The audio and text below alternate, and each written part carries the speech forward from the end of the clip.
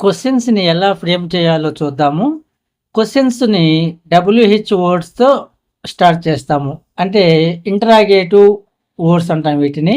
అంటే సమాచారాన్ని రాబట్టే విధంగా క్వెషన్‌ని ఫ్రేమ్ చేస్తాము డబ్ల్యూహెచ్ పదాలతో. Who, whom, whose, what, where, which, when, why, how, how many, how much, how long, how often, how far, how old.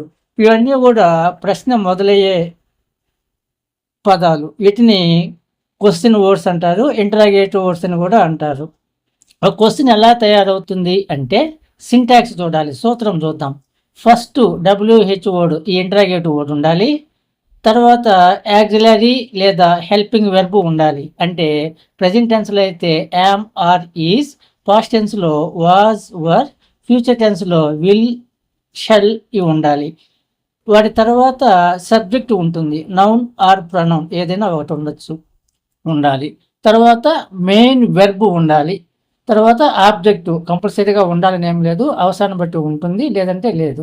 తర్వాత క్వశ్చన్ మార్క్. ఈ విధంగా ఉంటే అది క్వశ్చన్ అవుతుంది. డబ్ల్యూహెచ్ వర్డ్, తర్వాత హెల్పింగ్ వెర్బ్, తర్వాత సబ్జెక్ట్, తర్వాత main verb, next object, next question mark. ఇక చూడండి, వాట్ ఆర్ యూ డూయింగ్, నువ్వేం చేస్తూ ఉన్నావు, డబ్ల్యూహెచ్ వర్డ్ ఉంది.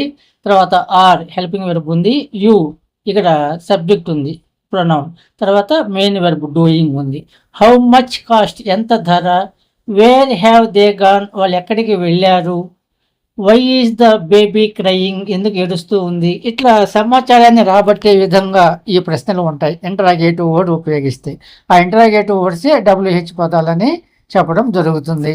నెక్స్ట్ డబ్ల్యూహెచ్ వర్డ్ డూ లేక డస్ లేక did, subject, verb 1, object, question mark.